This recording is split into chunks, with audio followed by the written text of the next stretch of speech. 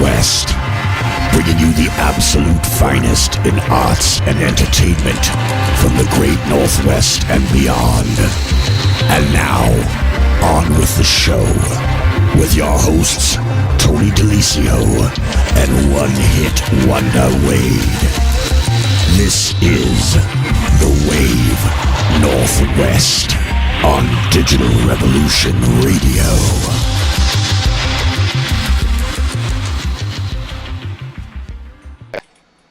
Hello out there in Radio Land. This is Tony DeLisio, and I'm joined as always with my awesome co-host, Mr. One Hit Wonder Wade. How the hell you doing tonight, Wade?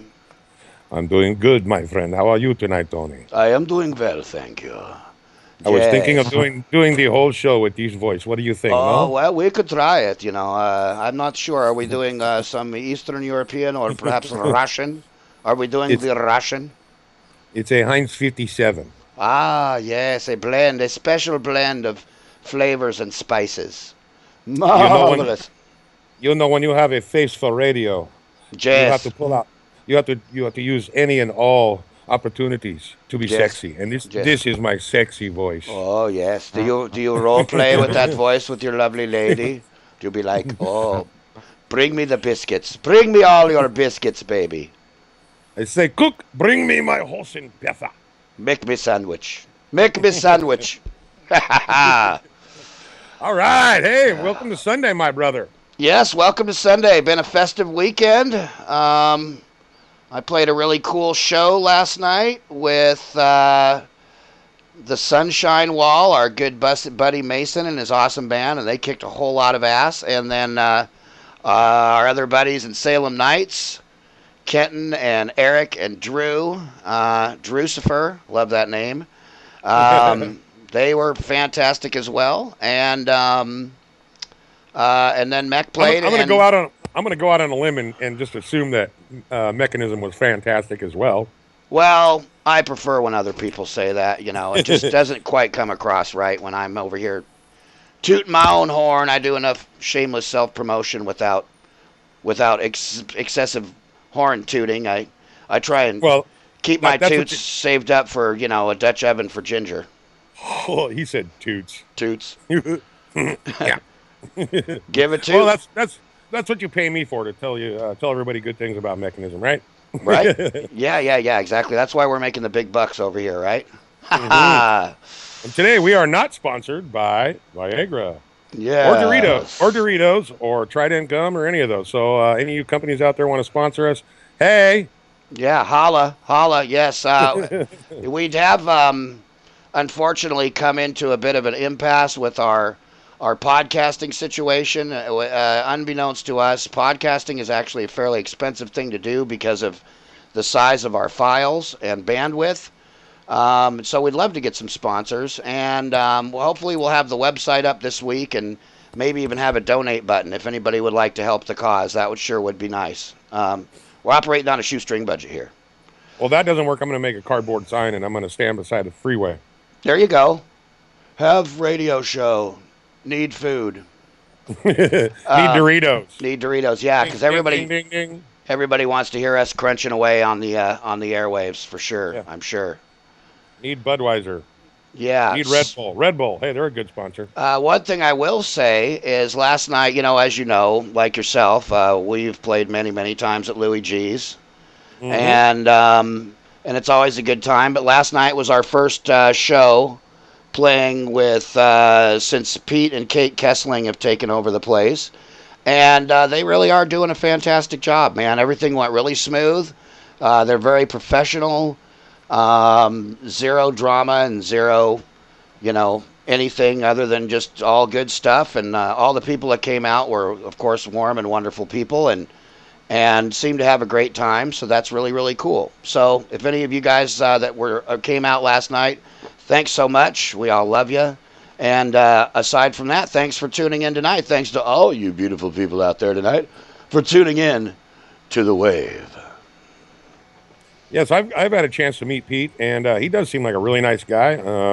Seems like he's really into the business and even the music side of things, which is great because I think there was definitely kind of a lull in the storm when Louis sold the place, and everybody was kind of wondering what the fate of Louis G's would be. Right. And lo and behold, it's they didn't drop the ball. It's just pretty much the same as it was before. Everything in place and still going strong. So that's good to hear, man. Yeah, in many cases, change is a little scary because you just don't really know, right? But thankfully, in this situation, everything worked out great. And so, all you people here in Washington, we'd love it if you could support the cause and go down there, and even on days that aren't having shows, go down there and get some pizza because we need more venues, man. More venues. Venues should be thriving because without venues, we're just kind of all stuck in random garages and warehouses rocking out, and that's fun, of course, but putting on a cool live show on a bitchin' big stage and all that stuff is it's where it's at. Well, I see another venue that's it's been around for a little while, but it's kind of up or kind of growing or whatever. Sorry, I'm multitasking here. In fact, I think it might be the very first place you saw my band play, down at the Valley Avenue Pub. Oh, was that the Valley you played? I've been there. I went there for a pre-funk before the Maiden concert. I didn't realize that was the same place. They're doing a lot of shows there lately. In fact, Ravages of Time put on a big show there last night as well, I believe. Yeah, it was actually Prophets of Les Sanders from Prophets of Addiction. Okay, yeah. It was his birthday too, and then of course, Baby and the Nobodies played as well, along with Ravages of Time, and our dear friend Michelle Whitworth from Rebels Against Wicked filled in on bass for Baby and the Nobodies, which is really cool. A couple years ago, Michelle didn't play bass at all, and she picked it up, and you hooked her up with our good buddy Jeff Morgan, the bass Jedi, and she frickin' stepped up big time, brandishing her lightsaber bass, and she's kicking ass. So, Michelle, much respect, and who knows, maybe, hopefully we'll be able to get Michelle and Rob on here one of these days, As you know, Rob. I don't know. Rob's pretty shy. I don't know. Rob is this. Yes. Yes, he's often at a loss for words, right? No, but yes, he'll fit right in with the two of us. Gabbity gab gab gab. So yeah, but they're a great band, and I'm really they actually moved back to Tennessee for a while and decided that they just liked it back here better. So we're really happy to have them back. So love you guys. In case you're listening, or maybe you'll hear this at a later date on a download or something. But in any event, very exciting. Now, this is a little bit outside of our normal format, but I would just like to say that last Sunday's Game of Thrones was fucking epic, man. Holy shit. I've been waiting for that dragon action for a long time. I don't know if you watched that show or not, Wade, but I do not. Yeah, well, you're missing out, bro. You really got to check it out. That's what I hear. The series starts off a little on the slow side, and some people are a little put off because of that. But man, it gets good, and boy, by at this point, it's just there was like probably the most epic medieval battle scene I've ever seen last week, and then some. I don't want to spoil it for anybody that hasn't seen it, but it was just freaking awesome. Yeah, I got to get on that Game of Thrones train. I know it seems to be all the rage, and I know a shit ton of people that just love that show. Unfortunately, I just don't watch a whole lot of TV. Yeah, I hear you. Well, last week's episode was so cool that even if you haven't been following the show and knew nothing about it, you would have just been like, "Whoa, damn, this is freaking wicked." I mean, yeah, it was great. I loved it. So, Wade, you mentioned you have some tales of the wacky and weird in the news out there. Oh, well, there was a couple things that happened. Well, one thing locally this week, up in Seattle, Capitol Hill area, actually, a man was arrested for apparently trying to scan his genitals in the self-checkout area of a grocery store. Is he trying to assess said worth of the family jewels? Is that Yeah, I think it's buy one, get one free on the old testicles or something. I think he was trying to get a deal. 2 for the price of 1? Yeah. Yeah. No, so he apparently was seen by many of the patrons there scanning his genitals, and then he had left, And like most stupid criminals, he had eventually came back to the scene of the crime, and the security recognized him, and there was a scuffle, and he refused to leave. They were trying to get him to leave, and I don't know if this guy. I'm just going to go out there on a limb and say I think drugs. But Yeah, you never. Yeah, wow. I mean, what? You just got to wonder what the hell goes through some people's mind when they're doing some stuff like that. You know what I'm saying? It's like, whoa. man, Tony, I've been high, but I've never been that high. Oh no shit. At what point do you cross the threshold, bro? Where it's like, uh, what should I do today? Oh, I know. I'm gonna go scan my balls down at the local store. But you said I it was wonder if it was I wonder if Capitol. he took a little, Capitol Hill in Seattle. There. Well, there's Yeah, some, that explains a lot. yeah, that's definitely a very colorful neighborhood and uh, many odd and wild and vibrant things go on down there. So Well, I wonder if he took like the little sticker off of a kiwi and put it on his balls or something. you know what? That'd be funny. He's I like, mean, it's close, right? It's close. right? Yeah, he finds some barcode from like some high-priced piece of jewelry. Look, honey, my balls are worth like 10 grand. Here, let me I put mean- this Kilpasa barcode on my junk. I mean, shoot, I price my balls far higher than 10 grand. I mean, can you really put a price on your nuts? No, boy, but unfortunately, industry has. If you lose a testicle, it's worth set amount of dollars, just like any other body part, I'm sure.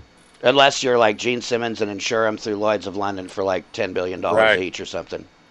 Right, like Pamela Anderson's boobs Yeah. or Which J Lo's ass. J-Lo's ass. Yeah, that shit is insured, man. Is it? Know it, baby. It is.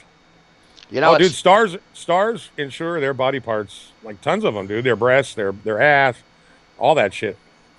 well, you know, I love me a great ass, but I don't know what's possessing some of these chicks that are doing.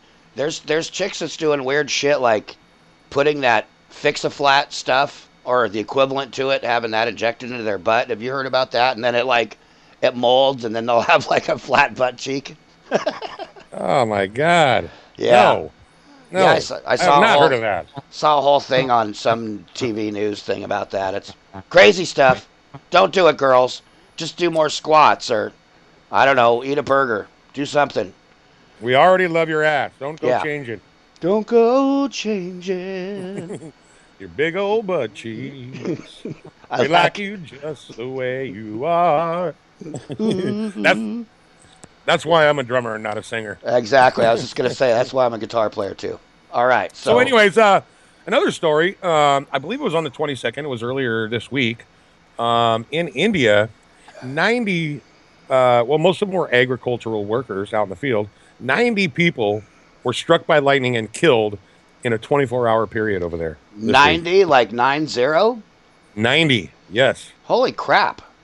Yeah. I mean, that's like, that's weird. I mean, seriously. I mean, that must have been just the lightning storm literally from hell, like right up there with that crazy shit from the remake of War of the Worlds, with Tom Cruise. Remember that when the aliens were getting shot down under the ground with the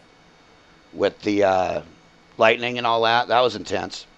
Well, at what point are you out in the field and you see your coworkers getting cooked like French fries? Do you just not decide to just call it a day? Maybe some of those people didn't have shelter, and who knows? Maybe some of them were killed even indoors, like they just grounded out on. Who knows? Well, apparently it's monsoon season over there, and I guess this happens every year. They have a lot of people killed by lightning over there, but this was definitely a record. 90 people in 24 hours. That's just crazy. It's wild that some people get hit by lightning and survive, and then some people even in the course of their life be hit by lightning more than once, and that's just freakishly Yeah, what are the odds? weird, What are right? the odds? Yeah. Well, I'm sure you've seen that video. It's been on Facebook where that guy was walking around some corner. It was at night, I think, and there was like a security camera, and he kind of walks around the corner and it gets hit by lightning right there on camera. And he lays there for like 20 seconds, gets up and walks away. Whoa. You haven't seen that? No, I haven't, but Oh, I have heard some different stuff from people getting the, struck by lightning and having coming out of it and like they all of a sudden become an expert in frickin' physics or some other stuff, which is a trip too. Right, like kind of maybe rewired the brain a little bit or something. Much like sometimes organ transplants, I've heard similar situations where people, get a kidney transplant, and all of a sudden they crave McDonald's French fries because the donor that was his favorite thing or something. I think that goes to cellular memory, maybe, or something to that effect. Yeah, yeah, it's hard to say. I mean, maybe it's more than your brain that stores all that kind of stuff. Right. They're saying maybe possibly every cell in your body has some sort of memory, which, that's not too far fetched.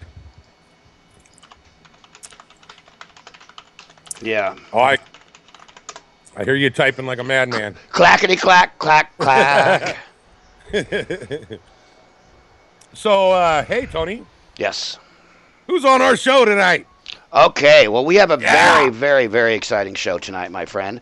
We are going to be featuring Sami Chohfi. I think that's how you pronounce his last name. I guess I should have maybe found that out first.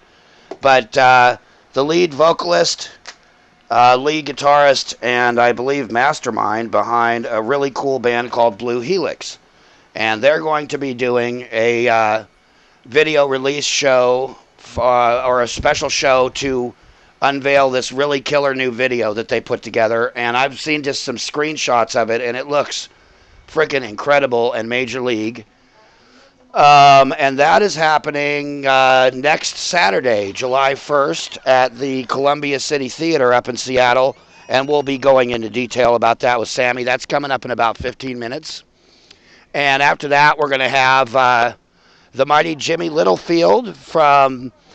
Jimmy's just a super incredibly multi-talented guy, and he's also really, really funny.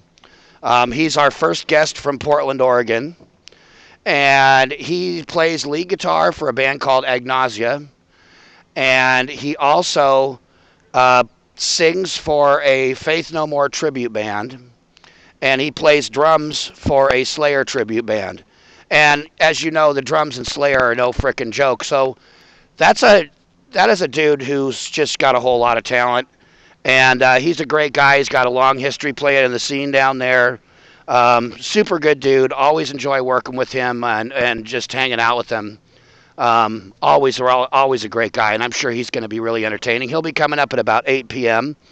And then, to wrap up the show this evening, our headlining guest, as it were, is Steve Unger from Metal Church. And Metal Church, as you know, is probably one of the biggest metal bands ever to come out of Washington State here. And they just came off the road with doing a tour with Armored Saint. And they've got a really, really big tour that they just announced that we'll be talking about too. So that's all very exciting stuff. And Steve's a great guy, and he's really, really funny too. So that should be a really fun interview as well. Indeed. Oh, hey, real quick, can I make a shout out to Mike Alvord? He's been a big supporter of the show, and I think he's in the chat box on Digital Revolution Radio. I hear from Sandra, the illustrious owner of Digital Revolution Radio. Thanks, Mike. Shout out to you and for all your shares and stuff. We appreciate that, my brother. Yes, we do. Mike and Zach Hale came out. Zach Hale from Melodramas came out last night to the show. Two super talented guys and big supporters of the music scene, and both have awesome music projects. In fact, I think we're going to need to get Mike on as a guest. I think we should. In fact, what the heck, while we're giving Mike a little shout out, why don't we play a little bit of his solo project, Hollowborn, for all these wonderful people out there? I think we should. All righty. Let me just find a tune here. And while you're finding that, if anybody wants to ask any questions of us or of any of our guests, go to our Facebook page, The Wave Northwest, and just, if you haven't liked it, give it a like. And then go ahead and just throw a question up there on the wall, and we'll be kind of monitoring that throughout the show. And hopefully we can get some of your questions on the air. Yeah, a little interactivity action. I love it. Also, Next week we are going to start doing limited call in from our listeners. So unfortunately, we're not equipped to have a massive, wide scale amount of people calling in because we don't have any way to screen calls or any of that kind of good stuff like big stations do. But what we'd like to do is encourage you guys once we release what the guests are going to be for next week. If there's anybody you're interested in and you'd like to talk to or ask a question to, then go ahead and shoot us a message. Let us kind of know what you're interested in asking or talking to them about. And if we're down with where you're going with all that, and you're not just going to call in and like Baba Booey, yeah, Baba Booey. call in and just maybe some heckling could be fun too. Me and Wade are good sported individuals. We can handle a heckle, but really, we'd love it if you guys. We want to get this show to be as interactive as possible. So just shoot us a message at the Wave on our Facebook page. Excuse me. And we will shoot you over the call-in number, and you can give us a call and either talk to whatever guest we have at the time, or you can ask us a question, or we can just BS, or maybe you got an event you'd like to plug, or tell us about your band, or any other number of things. We'd be happy to get you on there. That'd be cool. Yes. We like people. Yes, we like other people. All right, so without further ado, I would like to. This is a really cool track by Mike Alvord that Wade was just talking about. And we've been playing some of Mike's solo project, Hollowborn. Mike does everything on here, and it's badass. He's singing, he's playing guitar, he's doing the drums, the bass, the whole nine. Dude is a Renaissance man and a true badass. And here you go. This is a track called Ride by Hollowborn.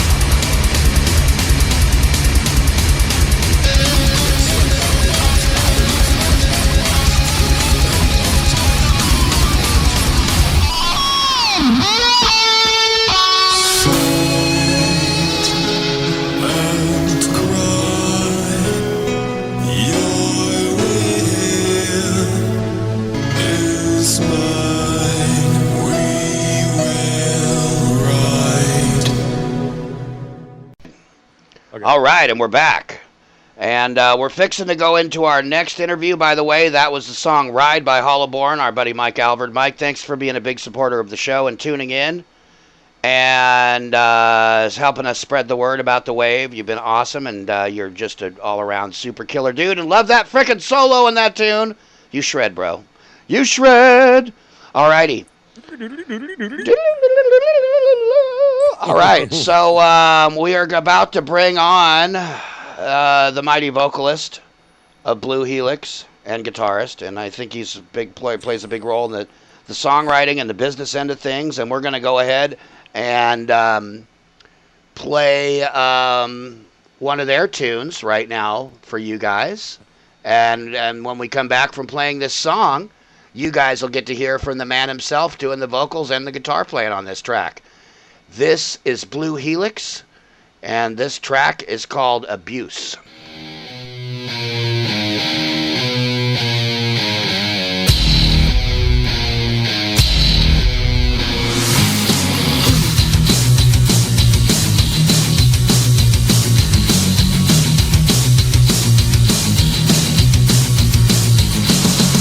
This is my goodbye to you.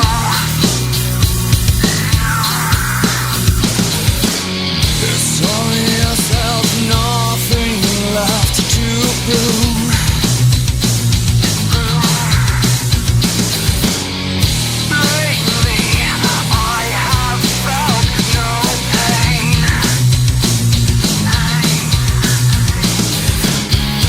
Why I try to please you every night when all you do is lie.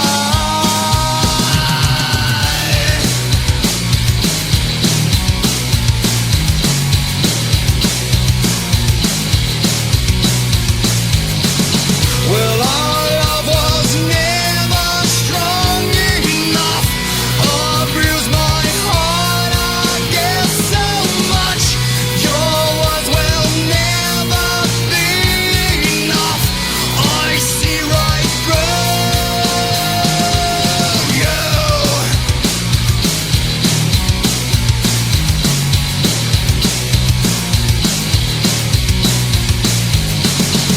Rusted, now our only friend.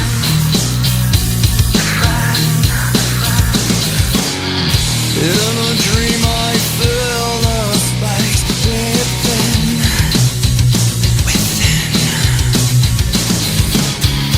Why I try to appease you every night. There's nothing left to fight for.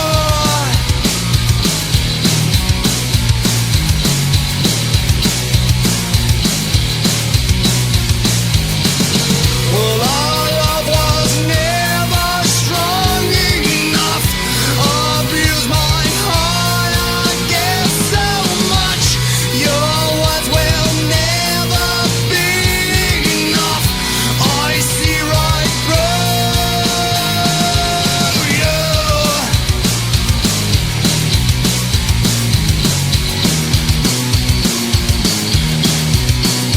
You.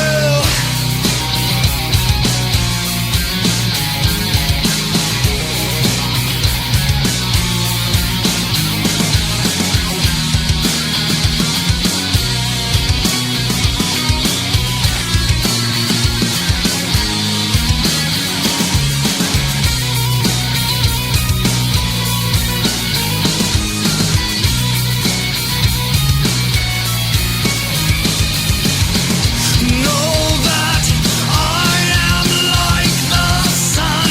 I will rise and shine light on the dark.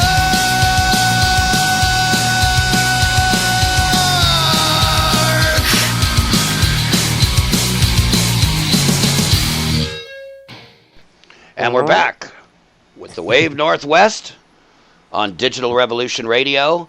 And we are lucky to be joined by an incredible musician. You just heard his band Blue Helix, Sami Chohfi. Or how do you pronounce your last name? Is that correct? Or It's pretty close. It's pretty much how everyone pronounces it, but it's Chohfi. Chohfi? Okay, excellent.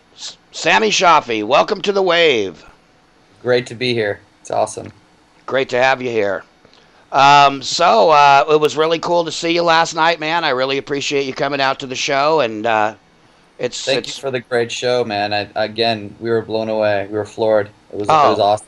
Man, you're too kind. Thank you so much. They put on a great show, don't they? It's awesome. Yeah, absolutely.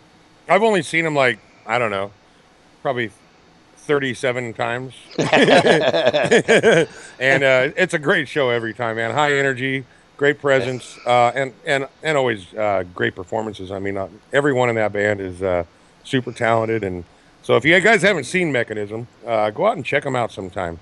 You guys are making me get all blushy over here and feeling squiggly, feeling all squiggly and stuff. Kind of like when you used to climb the rope in gym class. Made me feel tingly in my no place. Enough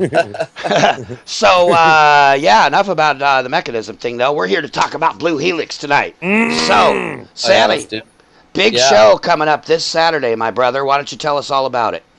Oh man, well, it's been 2 years in the making. I wanted to make a dream video, and I got a crew to work on it with me, Tetranaut Productions. They used to be known as Avast, but these guys are great people, super patient, and after 2 years of planning and different recording of different scenes in different areas, different spots. The video's finally done, and I wanted to have it at a venue that I've never played at. I wanted to have it at a venue that got some class to it. It's got some oldness to it, And the Paramount and the Moore obviously fits too many people, so that was kind of check that off. And I was wanting a theater, so we're having it at the Columbia City Theater this Friday. The doors open at 6. The show actually begins right at 8 o'clock, but we spared no expense on everything for this show. We hired a light company, Despair Works. Robert, he does really good stuff. Awesome, and, I love Robert. Yeah, he's a cool guy. And we have the Columbia City's best sound man coming to work for us that day. We have a lot of nice surprises musically, and it's just going to be a very special night. Everything's going to be real fun and light, and it's going to be the premiere. It's the first time people are going to see this video, hopefully everything that night goes really smooth. There's a lot of planning and things. After the video itself is shown, the night should go pretty fluidly, but up until that point, there's a lot of stuff for me to do, but I'm excited that you guys will be there, and not only that, I'm extremely happy that my vision has finally come to fruition. So that's fantastic. Yeah, and you said, what did you say they're called now? Tetranaut or something? Yeah, Tetranaut Productions. Cool, and that's Asher Vast and Kevin Preston, right? That's right. Those guys are both also really talented musicians. Kevin plays in a great band called The Crying Spell, and they also play in another band together. What is the name of that other band? I don't know, but they have a song called Mechanism, which I think is cool. Also about that night, we also have Skywarden playing with us. This is his only solo show that he's going to be doing for this entire record he's releasing for the solo. Yes, we had him on last week talking about this. Yeah. And I don't know if you guys have seen Astor House, but they're going to be closing the night out for us. I have not seen them, but I've heard really great things about them, so I'm looking forward to checking them out for the first time. They are a lot of fun. They really are. They're a lot of fun. So we aim to please with this show. It's not very often that we actually put on a full production on our own, and so this is gonna be sick, and it seems like a lot of bands now. It's kind of the thing is, when you make a video, to actually have like a public release at a venue rather than just throwing it up online or whatever. Yeah. Throwing it up online is the easy way to go, but I wanted to celebrate the night, and I wanted to have a show with our new drummer Noah. Noah just recently joined. He is he's got so much energy in what he does, and we have this new song that we really want to play live called "Antisocial Butterfly." And everyone I've showed the song to so far is extremely excited about it. As soon as I get a recording of it, I'll definitely share it with you guys. But We're I'd love to hear it. Yeah. yeah, we're gonna blow the doors off with that one at the end of the night, and we're just pumped for the whole thing. I'm actually really excited too because every member of the band that night is bringing a violinist to play with them. Whoa. A violinist? Correct. We're all bringing a violinist to play with us. I record with violins on my album Tale of Two Halves, and more on the ballady stuff like "Carry Me" and "Aliens" and such, and even some of the heavy stuff like 6/8. But anyway, I was surprised when I heard that. I was like, wow, everyone's stepping it up a notch for the show. So it means a lot to everyone. We're recording the show visually and audibly as well. Columbia City Theater has a soundboard there in the recording studio, so everything's going to get multi-track. So hopefully we'll have a really not only a great video, but something that sounds good for once online, because all our live recordings sound kind of like dick. So well, Sure. it's really good. It's really good to get a mix off of a board rather than a cell phone. yeah, it's in cameras, and sometimes you go Yeah. plan to record off of a board, and it turns out like complete ass. I mean, so it's hard to get live audio. All the real pro bands have that really sets them apart. They have that pro recording. So Right. Well, I've noticed too. You mentioned the violins and stuff, and I've been listening to some of your music lately, and you guys are very dynamic in your style. yeah, I appreciate that. Tale of Two Halves is a little bit of something for everyone. My favorite tracks off that record are, believe it or not, the less harder rock. We enjoy playing the harder rock stuff live, but on the album, I definitely enjoy "Carry Me" and "Aliens" the most. Those are by far my two favorite songs. I think production-wise, they turned out the best, especially the drums on "Carry Me." I didn't know if you guys knew this, but the drummer on 5 of those songs is my friend from Candlebox, Scott Mercado. Oh, very cool. Right. Yeah, he did the drums on "Carry Me" and "Aliens" for me, Gemini, and a couple other tunes. But I tell you, it makes a difference having a guy like that on your record. Absolutely. So Aliens is the song that the video releases for, right? Is that correct? That's right. Yeah, that's the one. That song alone took me a month, Tony, to Wow. to get all recorded and tracked. Because I spent about a week on the violins and cellos alone. Wow, dang. So Now, I'm not saying the song is about aliens, but is it about aliens? it's a love story about two people who are like aliens to the rest of the world. They basically, you meet. It's like Ginger and Tony. No one's like Ginger and Tony. And when they're basically a race of their own. So that's what it's about: is two people who find each other, who are extremely unique, and kind of look at things a little differently. I put a special twist on the video because the song took a new meaning to me recently, but I don't want to ruin it for you guys. But it's a love story, but it's also kind of a sad love story in a way. So Well, don't spoil it for sure. I won't. No, the worst thing is when people watch your art or listen to your music and they don't get it, right? It's like it's like those people who watch movies like Fight Club and you ask them, what do you think? Well, the movie was just about fighting, Right. Same kind of thing. It's like, I think every film and every video, every song you hear recorded, you need to look at it for an artistic value. Yeah, or any art for that matter, even an oil painting. Absolutely. You Yeah. got to look at things a little deeper because Well, that's beauty. Yeah, it's all about interpretation. Yep. You know, You can't tell people what to feel, but you only can hope that they relate to what you're doing. well, I think you guys have an incredibly broad market appeal, and you have a very unique sound, and it's just really cool. I love it. It's very fresh and very cool, and you guys sure do have a whole lot of energy on stage. Love to see you live. In fact, I didn't even know you. I wasn't familiar with your band at all, and I forget who it was. I went up. I was actually at Louis G's. I saw somebody there. And pretty much the second you got off stage, I was like, "Dude, we need to do some shows. You guys are awesome." Yeah, that was cool. That was I remember that day. I think we were playing with Bleed the Stone. That's right. Right. Yes. Yeah, and Await the Avalanche and Sublivios. Yeah, we love those guys. All those guys. All killer bands. Sublivious is really, really cool. In fact, last time we played the Knitting Factory over there, I met those guys, and their singer was telling me about how their drummer had like broke his ankle or something, either during the show or right before the show or something, and played the show, or maybe it was a broken arm. I forget what it was, but he had some kind of broken bone. And you know, you could probably do that to an extent a little easier as a guitar player or a bass player, depending on, as long as it's maybe not your hand or anything. But yeah, playing with a broken bone as a drummer, that's saying something. That's some dedication. So I'm looking through the tracks you sent me, Sammy, and it doesn't appear that I don't appear to have Aliens, unfortunately. I don't know if that was by design. Not by design. Let me send it to you really quick. Okay. Yeah, I'd love to get that in and play it. But while you're getting that together, if you can multitask just a little bit, I do have Carry Me queued up. Could you tell us a little bit about what this song's about and maybe some of the inspiration that played a role in the evolution of the tune?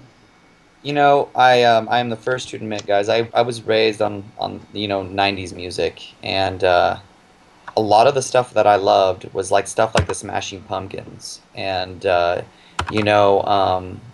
bands like Filter, and but a lot of those bands, they wrote a lot of love songs, a lot of ballads, and I went through a phase on Tale of Two Halves in my life where I had a lot of heartbreak, but I also had a lot of joy, and Carry Me is part of the joy, in my life at the time, and great songs continue to have meaning in your life, and that's Carry Me is about being happy with someone, appreciating them for who they are. Taking them for face value, no bullshit, no lies, no drama, and that's what inspired it. A wonderful. That's awesome, my friend. All right, well, I'll tell you what, we're gonna go ahead and play this track. You guys are listening to Blue Helix, Carry Me. Check it out.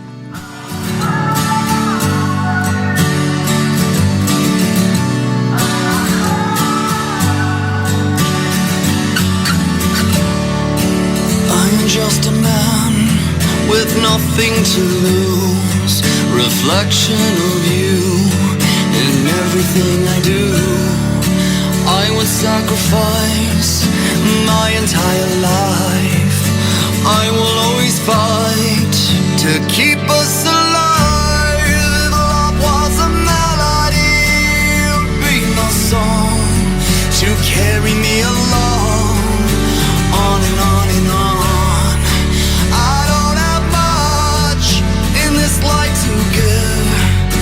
You are my reason that I have to live, that I have to live.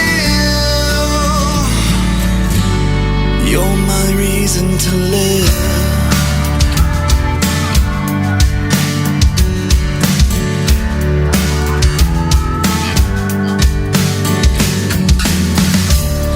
As I look into your eyes, I am mesmerized. An angel in my life that's always by my side.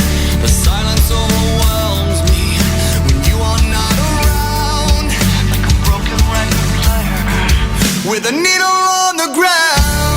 If love was a melody, it would be my song to carry me along, on and on and on.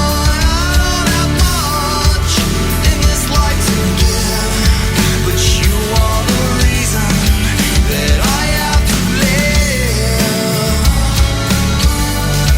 that I have to live.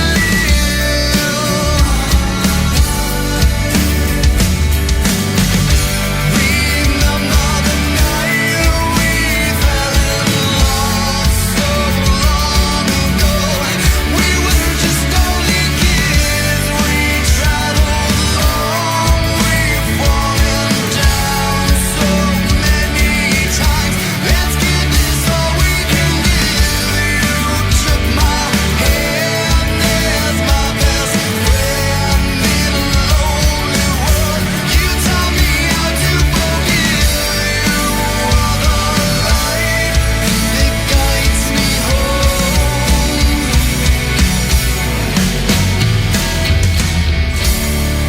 If love was a melody, you'd be my song to carry me along, on and on and on. I don't have much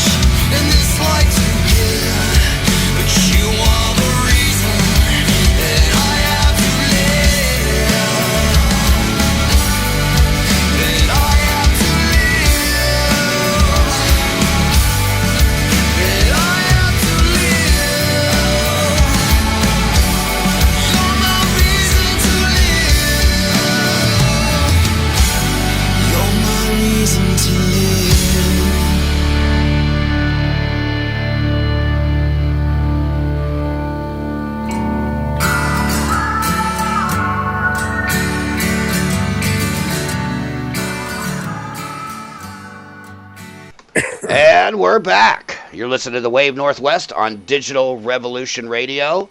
We are joined tonight by Sami Chohfi, the singer and lead. Did I get that right? Chohfi. Chohfi. Sorry, man. I'll get it. I'll get it eventually.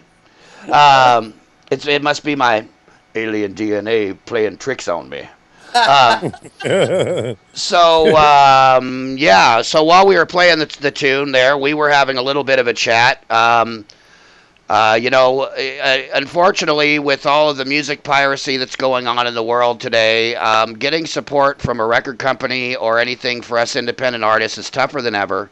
Back in the day, you would have a huge support team to put together something like what these guys are doing with a big show at a big theater.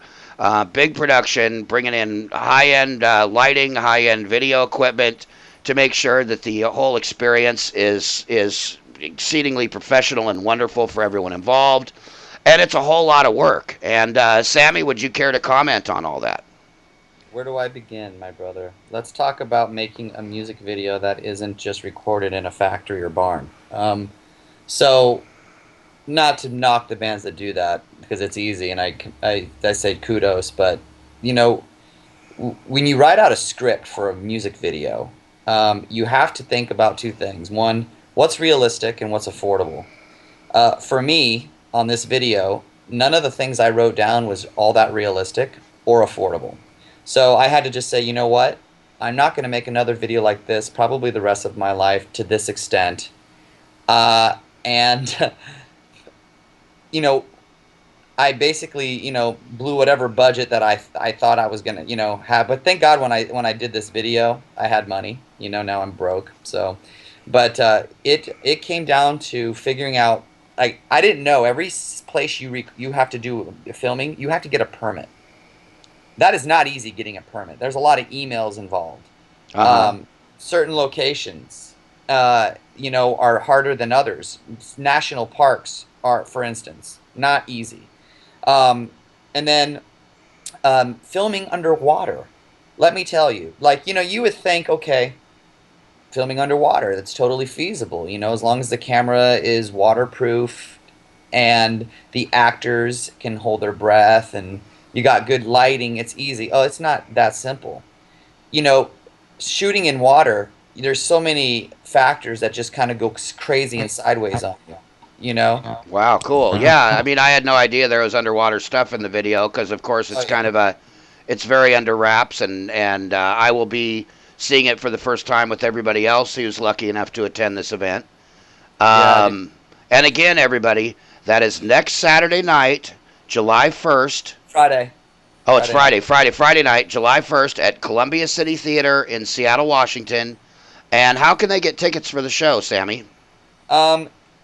Well, you go to columbiacitytheater.com, and then you'll see the event under their calendar, and you can just click and get tickets there, or you can always reach out to us on Facebook, because we have links all over our Facebook page, Blue Helix, and or Twitter. We have links everywhere for tickets for the Columbia City Theater. We're very social media active, so not hard to get that going. But, you know, on the video itself, like I was saying, you know, getting all the intangibles together is a lot of work, you know, and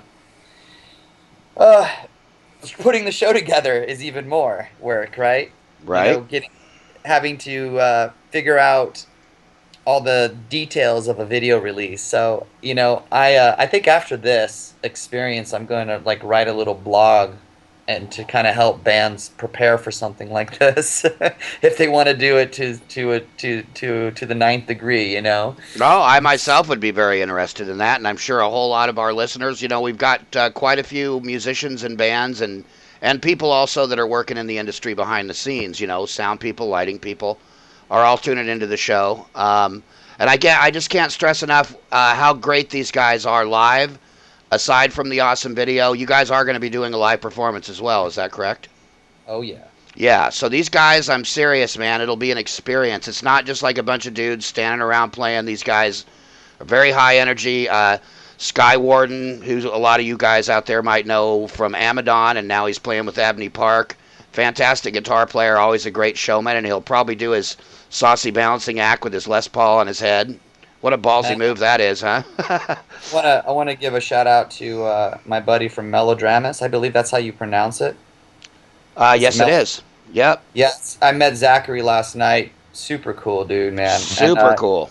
Yeah, I hooked him up with tickets, and I'm excited to see him there. And I met another guy named Mike, and his band is Hollowborn. That's Hollowborn, yeah. Yeah, Mike Albert. We just actually played some Hollowborn with Mike's solo stuff just right before you came on. Yeah, both those guys, just wonderful people, fantastic. Huge supporters. Incredibly talented, man. And wait till you see Zach. He just doing this incredible, crazy guitar stuff and singing at the same time. And a lot of times I sort of feel like singer-guitar players sometimes, you know, you have to sometimes make compromises in either your guitar playing or your singing. You know, it's you know, kind of a common thing. Or sometimes guys won't. Yeah. So to be able to do both. Yeah. And with Melodramas, they don't have a rhythm guitar player at all. Zach's doing all the guitar and all the vocals. And dude, he is a freak of frickin' nature, man. I mean, and I mean that in the best way possible. He is astoundingly talented and such a sweet guy. I love that. I love that when super talented and awesome people are you know, nice and not just so full of themselves you can't even talk to them because you just want to, you know, shoot yourself in the face. And Absolutely. That's no fun. Mike was also telling me that they're getting in the studio and doing some new stuff, so that's pretty cool. Yeah, they've actually been doing a crowdfunding campaign, which is really cool. Well, we're getting down to about the last 5 minutes of your segment, and we're going to play Aliens here in just a minute. Which, by the way, everybody, is the track that they are doing the video release for. So you guys will get a little sneak peek of the musical side of things. But I'd like to, if you could, maybe give us a little bit of could you fill us in on where the inspiration came for the band name Blue Helix and tell us a little bit about that? That's a great question, Tony. I wanted a name that represented music human, if you will, like a person born for music, lives for music, would die for music. And the helix, as you know, is the DNA model for the human genome. Mm-hmm. And blue is the creative music chakra color, as well as, you know, when you look up definitions for you know, or energies, emotions for certain colors, blue is always the creative music color. And so, you know, music human is what Blue Helix basically means. Wow, so cool, man. That's a wonderful amount of thought that went into that, and I love that in a band name or a song when it's, you know, I mean, and clearly you're a very creative guy, and you aren't just singing songs about getting a beer out of the fridge. And you know, some people have had a great career doing that. It's not my first go-to cup of tea, but you really have something to say in your music, and I think that's freaking awesome. I appreciate that. Likewise, Tony. Oh, thanks so much. What was the name of that song? What was the name of that song that I absolutely adored last night? Archons. Archons. Dude. Yeah, I have that tracked, right? You sent me that. No, unfortunately, that's one of the ones from our new album, so that has not been tracked yet. Yeah, I can't wait for that release then. Did you decide what month that's coming out, you think? I think we're going to be in the studio in October. At least that's the tentative plan. We're hoping to get back into London Bridge Studios, which we love that place. It's an incredible studio. And we're going to be working with Jonathan Plum, who's, you know, played a role in, you know, Alice in Chains' Dirt and Pearl Jam 10 and a lot of the great iconic albums. Candlebox, in fact, Candlebox did their album there. I think Jonathan, I think he engineered and co-produced that along with Kelly Gray. Yeah, he also did Blind Melon Soup. Yep. Yeah, Jonathan. So we're very excited to work with him. All right. Yeah. Okay. Well, without further ado, ladies and gentlemen, we're going to go ahead and play the track Aliens that is going to be the featured music for the upcoming video release. Again, that is this upcoming Friday, July 1st at the Columbia City Theater. Doors are at 6. Music starts at 8. And you can get tickets from ColumbiaCityTheater.com. Is that correct? Yes. All right, wonderful. Well, Sami, thank you so very much for being on the show tonight, man. We'll definitely have you back if you're up for it. And we both look forward to seeing you Friday. I'm excited too. Thank you so much, guys. Thank you for the opportunity to be with you today. It's been a great pleasure. All right, have a wonderful evening, my friend. And ladies and gentlemen, check it out. This is Aliens by Blue Helix. I feel like we are aliens dancing in the rain. When we try to disappear, we cannot escape. Oh no, I think I found a friend till the end of days. Will I call your name? I'd call your name in the dark and feel your warm embrace.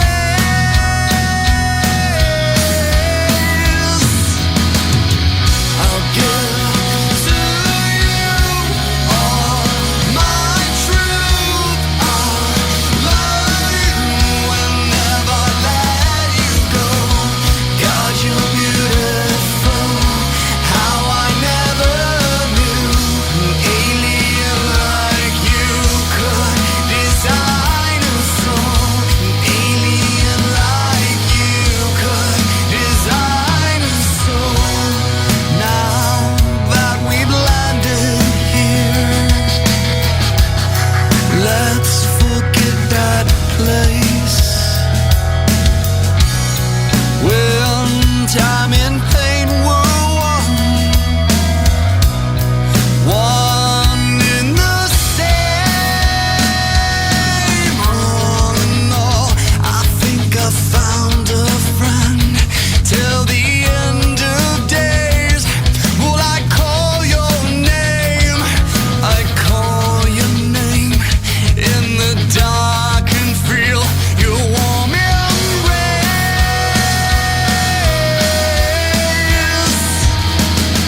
I'll give to you all my truth. I'll love you and never let you go. 'Cause you're beautiful. How I never knew an alien like you could design a soul.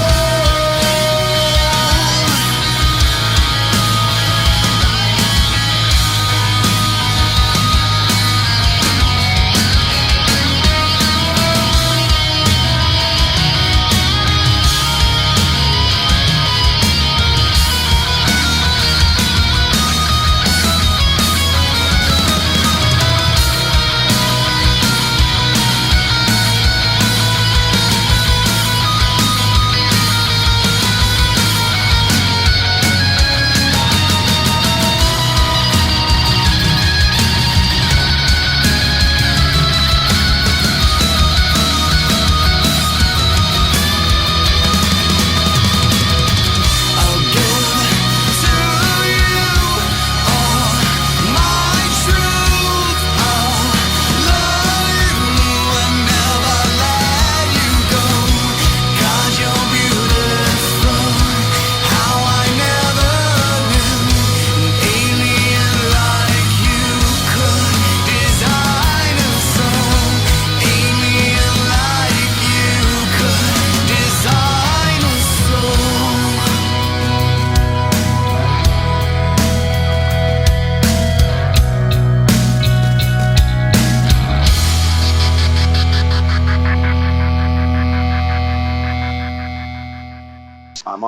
And we're back. You're listening to the Wave Northwest on Digital Revolution Radio. And we just had a great interview with Sami Chohfi. God, I hope I got that right. I'm gonna write down a pronunciation little post-it note on my screen here. Anyways, great interview. Blue Helix kicks ass, guys. Hope you come out to the show. In case some of you guys don't know Wade and I, and we'll be there, and we'd love to see you. And moving on with the show, we are proud to bring you our first awesome guest from Portland, Oregon. And we figured we needed to start off with a superhero. In fact, he's got his profile picture on Skype as a Sith Lord, and one more reason to love my brother Jimmy, because he's a Star Wars fan too. Yep. So, ladies and gentlemen, say hello to Jimmy Littlefield. Jimmy, welcome to the show, my brother. What up? Good to be here, y'all. What's going down? What's happening? What's cracking? What's shaking? Well, we're out here rocking out. We are very stoked, very happy. I don't know about down in Portland, but we finally just got our first nice couple days here in the whole month of June, which has been cool. And here, yeah, it's been great. I mean, I got a pool and lots of vodka and Collins mix, so time just goes by. Very nice. I've seen some videos of you floating around in that epic pool of yours, and you got like a freaking fountain in that thing and everything, or a waterfall or something. Yeah, it's a ghetto fabulous little waterfall thing. Oh, come on, he's swimming on his back and peeing. Somebody stole the dolphin statue off it, I guess, before we moved in here, but we're gonna put like a statue of me up. I think I'm there next time, so it's being built right now. Badass, man. Living like a king. And so when I originally met Jimmy, I think he did a show with my band Mechanism, and we played. He was playing drums for a Slayer tribute band. And I was like, holy shit, he is nailing the shit out of it. What's your Slayer tribute called, bro? Live Undead. Live Undead, that's right. And they kicked a whole lot of ass. Then I found out he's also, the lead guitar player of a kick-ass original band called Agnosia. Is that the right way to pronounce that? Agnosia. Agnosia. Awesome. But we're thinking of changing it to Agnosia. So. Agnosia. Everybody says that. Everybody says it that way. Can you tell us a little bit about the name and what that's all about? Well, it's a brain disease to where you recognize shapes and colors and things, but you can't put names to them. So it's a really like kind of a rare disorder. Like if I held up something and said, "What is this?" You'd say it was something else, but it's familiar to you, but not. And that's what I was kind of trying to go with the basic style of the music to be kind of familiar, but not. You know what I mean? That's how I came about the name Agnosia, just because it was kind of, maybe people have to recognize what it is I'm ripping off. Yeah, super cool. Well, I'm a big Agnosia fan. I love you guys. By far one of my very favorite bands from Portland and the Northwest in general. You guys are... Speaking of ripping off, that you? Change the subject. That you? I knew it was you. That's me. No, but Led Zeppelin, I guess they were successful in their trial about the whole Stairway to Heaven thing. I thought you were going to start giving me shit about the Hot Wheels thing or something. Oh, no. Yeah, that's Timmy Silvers. That's from Anti-Hero. Oh, okay. Yeah. Sorry, I thought it was Wade. Yeah. No, this is One Hit Wonder Wade. Wade plays in two great bands. He plays in a really cool 80s metal tribute band called Inside the Gates, and he also plays in a really cool... How would you even describe that musical style of the Rhodes, Wade? I would say it's, from one extreme to the other, from doing the metal, 80s, 90s metal in my one band. This is more of a Americana style. I don't know. Think about the Eagles, Tom Petty, that kind of stuff. I just like to play whenever somebody wants to play with me. Are you the drummer guy? Because the drummer I am. from the Gates just sent me a friend request the other day. Oh, okay. So yep, that would be me. Nice. I accepted it. Did you? I'll pay you for that later. I'm like, who the fuck is this guy? Huh? Tony, we got to get you down here at the Rock Hard. Have you guys played there yet? I don't think you have. We have not. We're playing there July 9th with Chemical Rage and Splintered Throne. Love both those bands. That's going to be a fun show. Okay. Yeah, that club's just amazing, dude. It's really cool. It's the up and coming new club in Portland. Too bad it wasn't all ages. But, it's still half strip club, half music venue. You can't go wrong. Oh, half strip club. I didn't even know. That's awesome. I guess that's where you get rock hard then, huh? Yep, that's where the rock hard comes in, I guess. Well, the chicks there are kind of... Yeah. I'm not going to say anything. Anyways. Man, I got to tell you, the strip clubs in Portland are where it's at. I mean, nobody around here even bothers going to them. Yeah. And... everybody comes to town. I love taking newbies there because they just flip out because of the full nude, no cover, booze. Like, what the fuck? This is heaven. Yeah, all the things we can't do up here. I Yeah. missed out on the, we played that one show when it was like 120 degrees on the stage at the Hawthorne Theater with you guys, Oh, and miserable. the day of the naked bicycle frickin' race in the That shit street. happened yesterday too. God damn it. Yeah, and then unfortunately, I didn't get to go. You wanted to go hang out and take me to, I think it was at Devil's Point you were going to take us to? The Deviate is one of my The hangs Deviate. because Okay. it's cool. They play good music and metal and shit there, and everybody's really cool. It's just that kind of place. It's just Badass. Well, maybe when we come down on the 9th, we can go over there for a little bit. We're not going to be able to stay the night and do our usual super party fiesta that we usually do because we're playing a big outdoor, Tacoma's biggest outdoor festival called Art on the Ave the next day. Nice. But we don't go on till 5, so who knows? We might just frickin' road dog the shit out of that and party a little bit and crash there that night and Oh, you never you know. So. yeah. I certainly want to. I need to just start coming down there on a more regular basis just to kind of come and hang. And I love Portland. I love the people down there and the music and the bands and the strip clubs. I love it all. It's great. Yeah, we were voted #1 just recently in culinary here. Because our food is like fucking some of the best food around, and I thought that was amazing. Our wine is becoming #1. Our beer and obviously our weed. It's just fucking everything's like #1 in Portland. We're getting a flux of people here. I swear to God, they said something like 10,000 a month move here. Wow. Is that driving up like rent and the cost of living there? It's out of control, man. They're tearing down a lot of good fucking buildings, a lot of old school buildings, and just building all these shit fucking row houses and shit shack McMansions and just fucking. I'm out in Happy Valley, which is like kind of like the quieter area, and they're over here just fucking everything up, putting in a new Fred Meyer's, and about 160 new homes just went in, and I've talked to the neighbors, and everybody says they're starting to move further and further out, so it's getting crazy. Yeah, Wow. same thing going on up here too. Yeah. Is that what's going on in Tacoma? Well, Tacoma, Seattle, all that. Yeah. Since Seattle's always fucking going crazy. You guys get the deja vu up there. Yeah, it sucks. Still not as good as Portland. No, it ain't. I used to be a deja vu DJ for many years, and I used to hang out with the Lusty Lady once in a while when we play up there back in the old days. yeah, isn't that the one that was like the one venue or the one club in town that was grandfathered in so they could actually have booze there or something?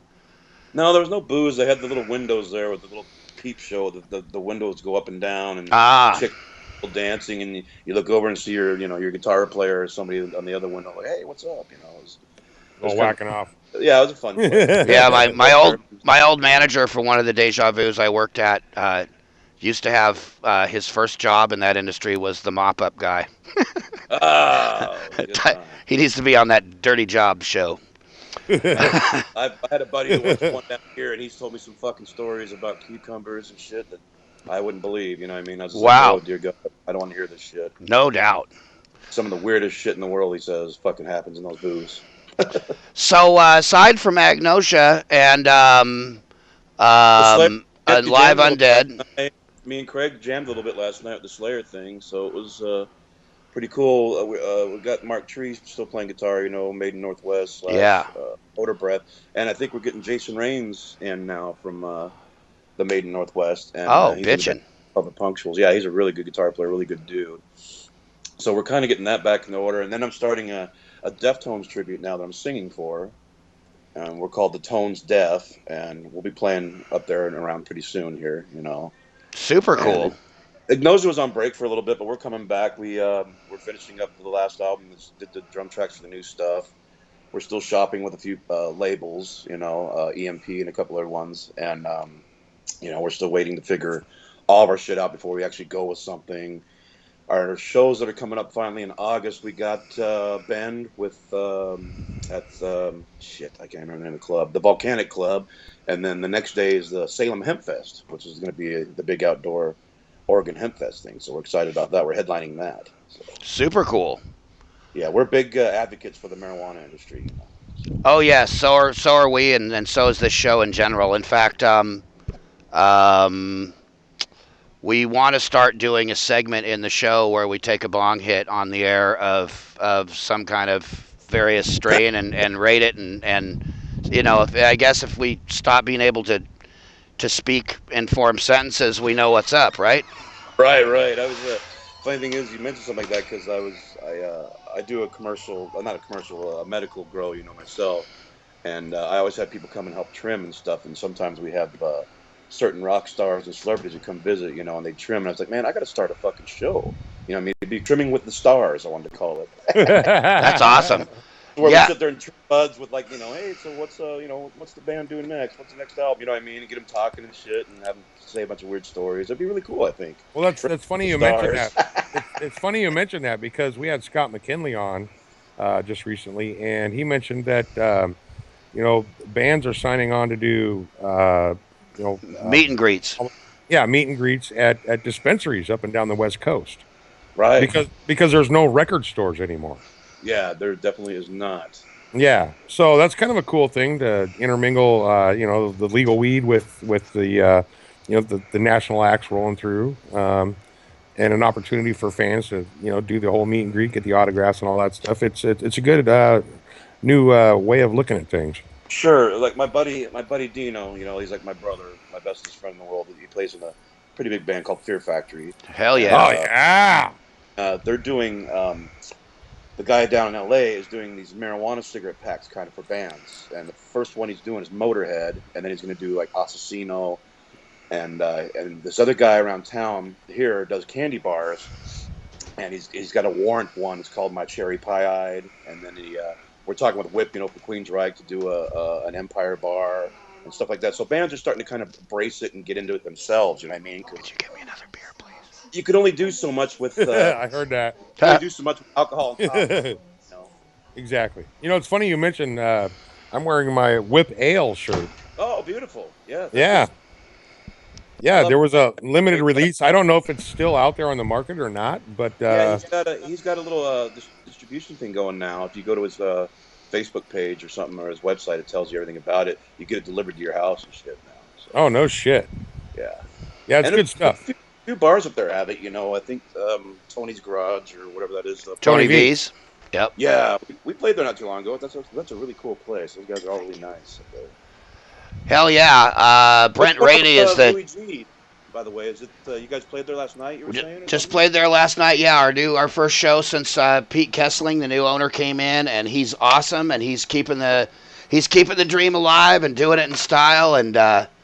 The staff is well organized, and everything couldn't have went smoother last night, man. Everything was we were just talking about that just a little while ago in the first segment of the show about how Louis was such a force over there and wore so many different hats to make that place happen, and it was kind of in question if anybody was going to be able to carry on and carry that torch as effectively as he did, and sure enough, Pete's doing a fantastic job. Yeah, I love that place. I want to bring the Slayer tribute back up there. I want to bring all my bands back up there again. Yeah, for sure. I've got a side project that I'm doing with it's called Sons of Mercury, and we're doing like Maiden and Dio and Sabbath, and we've got this phenomenal singer named John Evans. He can sing like Dio and Dickinson, like it would blow your mind. So I would love to put that band together with you guys, and maybe if we can get Maiden Northwest up here or something, that would be badass. Man, have you seen their new fucking singer guy, Nick Courtney? No, I don't know. We actually our last show we did a show at the Hawthorne with those guys, but I'm not sure if that was their new singer or not. He was real good, whoever it was. This guy that had his debut was last night. Oh, okay. We played with Perseverance at Malibu's a while back, and I was like, man, you got to sing for these fucking guys. So I hooked him up with Dan Bates and Ricky, and they got him now. And the dude, Nick Courtney, he sounds just like fucking Dickinson. And he also does a mad Halford. I mean, he is just the shit. The kid is really cool, down-to-earth kid, and he fucking crushes, dude. Badass. He's impressive. But yeah, so Maiden Northwest is on their game. We definitely want to get some shows up with them up there, too. So yeah, I love those guys, man. I saw them... first time I saw them was at... There used to be a club up here called The Backstage, and I was out and about and just didn't know what was going on over there. I was looking for something to do, and I rolled in, and those guys were playing. There was probably like 10 or 15 people in the bar, unfortunately. But I was like, fuck yeah, I got my own fucking private Maiden show happening here. And it was, the same it thing was, happened to they us there just, backstage where we did British Steel when I was in the Judas Priest band up there, and I sure do miss Hell's Kitchen. Whatever happened with that? The new Hell's Kitchen, the newer one that was downtown. they had something, I believe it had to do with, they got flagged by the fire department because their sprinkler system wasn't up to code or something like that. Yep. And Yep. and basically it was like such a exorbitant cost to put that together. They just the venue had been kind of struggling since they'd moved. They had moved from where they used to be. I think it used to be over on 6th Ave, didn't it, Wade, or something? Yep. Yep. I played both of them many times, and I like the newer one a little better. Yeah, well, they actually, they had the 6th Ave one, and then they moved to another location, didn't they, Wade? And then they moved actually right to downtown Tacoma on Pacific Avenue, and that place it just wasn't happening. They just, and I think it may be because they brought in a couple of techno DJs who were running the place, or rap DJs or something, and they were trying to do rap shows and rock shows, and you got to really be on top of your game to do a really diverse musical lineup like that, and one fan base. You're dealing with so many demographics when you do that. Right. Definitely, you definitely have to be all ages as well. You know what I mean? Yeah. Right. Which they were not. Yeah, they were. They weren't, if I remember right. Well, do we got any music we can listen to? We do indeed. So I'd like to hear some. I've actually got a whole bunch of cool music that Jimmy was kind enough to send over. Let's see. I've got intro piece, The Pain Is Why You Stay, The Shotgun Hits the Butterfly, and I've got those three from Agnosia. What would you like to hear? Let's do the shotgun. Alrighty. So check it out, everybody. This is Jimmy Littlefield's awesome band, Agnosia, and they're playing The Shotgun Hits the Butterfly. Check it out. You're listening to The Wave.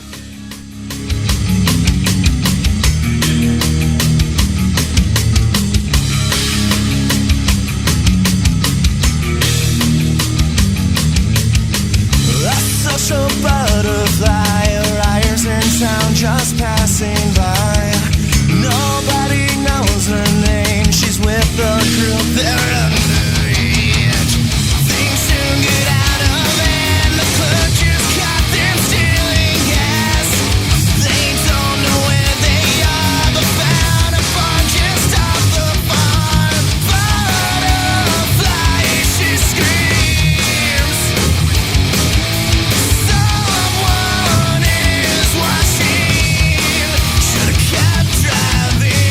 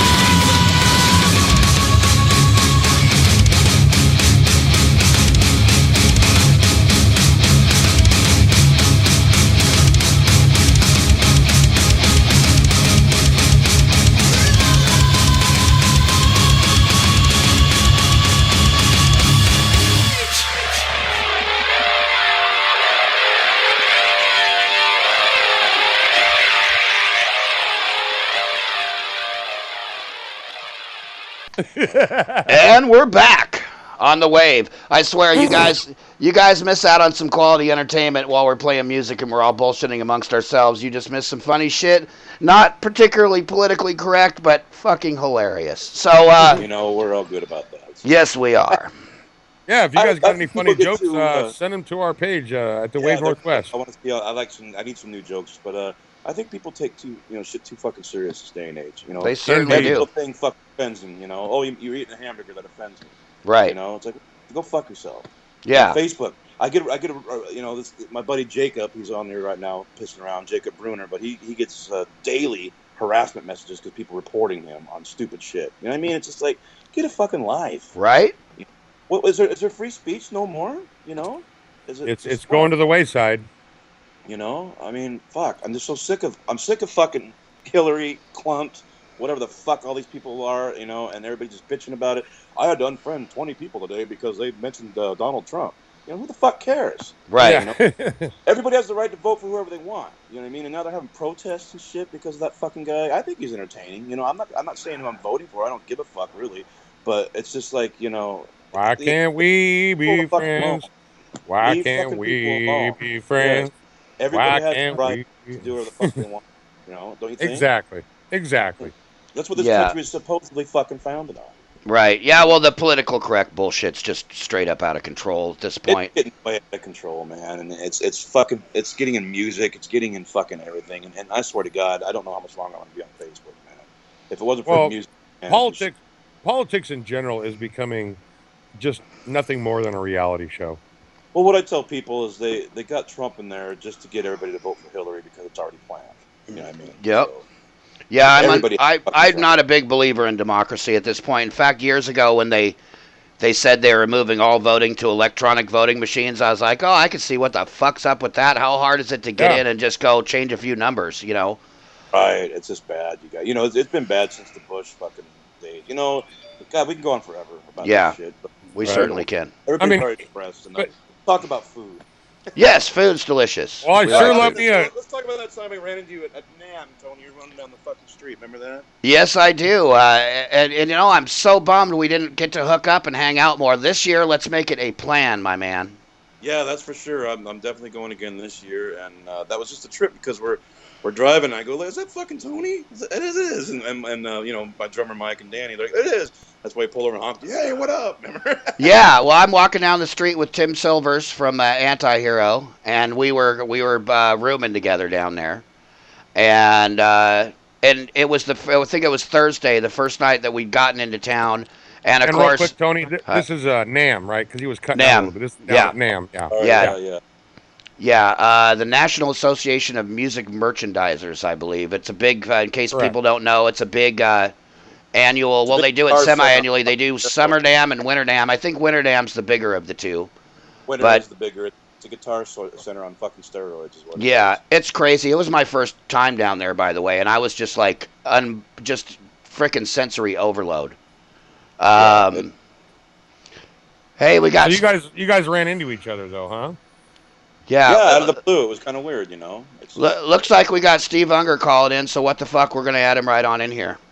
Yeah, throw him on. Hey, Steve. Yep. What's up, dog? What's happening, my brother? Steve. Oh, if I got here riding around on a Harley, man. What are you up to? Well, we are just wrapping up our interview with Jimmy Littlefield. Jimmy, say hi to Steve Unger. I don't know if you guys know each other or not, but Jimmy, Steve. I play with his kids now a lot, so. How's it going, Jimmy? How you doing, brother? Good to see you. Good to hear from you. Right on, man. Still alive, still breathing. Can't complain about a shit thing, so there it is. Nobody would care anyway.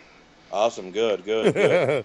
Well, man, you sure are having an incredible year, Steve, and we're about to get into that. But, Jimmy, thank you so much for being on the show, my brother. Really, yeah.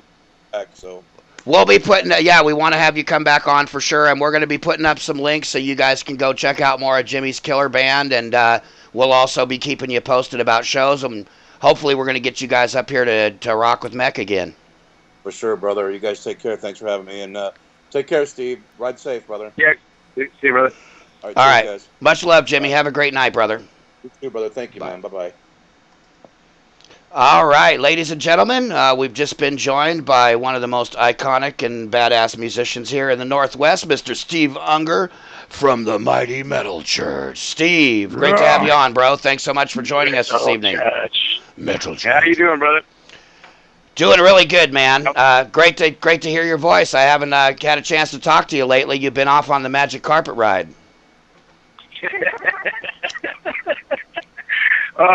Why did I know you were going to go there right off the bat, man? Oh, well.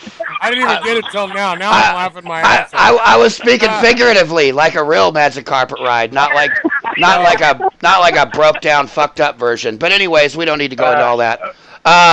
So Steve, man, dude, I mean, so much to talk about. Fucking Mike Howe is back in Metal Church. Holy shit! And your new album just crushes, bro. Fuck. Right on, brother. Thank you so much. Yeah, Mike's fucking killing it, dude. He's you know, tell you anything, he's better than he was fucking 25 years ago. That is fucking awesome. Well, I was lucky to be at Louis G's to see your guys' show that you did up there, and he just straight up laid down the law. You guys all did. Loving the new material. I mean, I've been a Metal Church fan since I was a wee lad, and I got to say, some of the best stuff ever as far as I'm concerned. Well, thanks, man. Hell yeah. I appreciate that.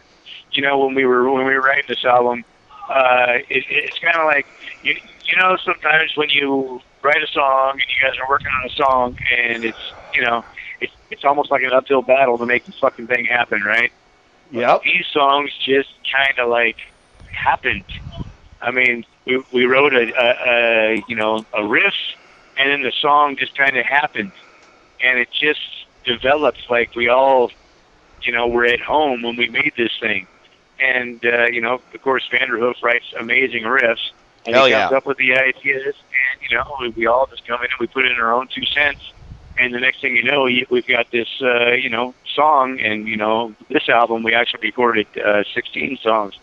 And depending on if you got the standard version or the international deluxe version, the deluxe version's got all 16 songs on it, and the standard's got 10 songs on it, or 11 songs, sorry. But every single one of them is like we all identified with right off the bat. It just, from the first time you hear a song, sometimes you're like, maybe with some work we can make that happen. But these were like, fuck, these songs are fucking, I mean, this is already badass. All I gotta do is put my little magic touch to it, you put that around the board each guy, and fuck, that we came up with this album that just, from start to finish, even I like it. And, I mean, I've recorded a lot of albums with Metal Church, and, I think they're all good, but I don't drive around in my car listening to it. This album I actually drive around and listen to. Hell yeah. Well, I do too. I can't blame you. And the album came, I mean, like, I know when you guys got Mike Howe back, it wasn't even that long ago. And you guys started writing songs. I mean, the process was surprisingly really, really fast. I mean, from the time you guys put everybody together with the new lineup and then put out the album, I mean, it was just amazingly quick. I mean, it must have really come together real easy. Well, it actually took a little longer than you may think. We had to cancel a couple of things. I mean, we had Japan scheduled that we had to cancel because we were in the middle of recording. We had a tour that we had to postpone because we were still recording. And when we had the singer change, we were supposed to go out with Saxon and do some shows with those guys, and we had to cancel those because of the singer change. And it was something we were kind of looking forward to doing, but we put it on the back burner, and we just buckled down and said, well, we got to get this album done. And that's basically what we did. We got put the nose at the grindstone and got done as quick as we could. But it actually took longer than you may think. We stay active because we have done things in the past that we did ahead of time so that we could put stuff out that makes it look like we're doing things right now.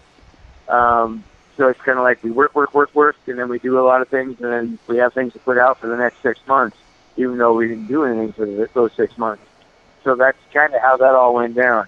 But as far as other things, the album, we did not want to rush. We were pushed by the record label a couple of times, and we were like, listen, this album has got to be the best it can fucking possibly be. Otherwise, we're going to hang up the towel, because if this isn't the coolest album of all time that Metal Church put out, we're going to be done. Because you can't put out that kind of promotion that you're bringing back My Cow and, all the promotion that went into it, and then not follow it up with a bitching album. Right. So, we did put things off a little bit longer than the label would have liked us to, but, it all worked out in the end, and here we are today. We're, got all kind of shit going on. Right Yeah, I bet the label's damn happy now, though. Yeah, I mean, they gotta be. I would hope so. Hope so. Yeah, you guys are absolutely destroying it. So you just came off a tour with Armored Saint, and I thought it was really cool that both your boys, your two sons that play in Sin Circus, were out on the road with you. We had Chase on just last week, actually, and we got to talk about that a little bit. But tell us about the tour, man. Well, it was fucking awesome, man. We had, if it wasn't sold out, it was damn near sold out every show that we played. Great crowds every night, man. It's amazing to see what's happening right now, because, we've done shows in the past where, a place that holds 1,000 people, 350 people showed up. And it's really tough to feel great about that, but you still go out and you do, as you know, man, you still go out and you give them 110%, because those 300 people, it's not their fault that you didn't sell 600 tickets to the show, right? Right. Right. So you go out there and you do the same show, whether there's 300 or 3,000 people. But this whole tour, actually, since we released the album and since Mike's been back in the band, we've had nothing but stellar crowds every night. It's just been amazing. The willingness of people that want to come out and see what's going on with the band now, see the band now that Mike Howe's back in the band, they've got the album, and they're like, fuck, I'm going to see if these guys sound half as good as they do live as they do in the studio. And then, we go out there and we kick ass every night.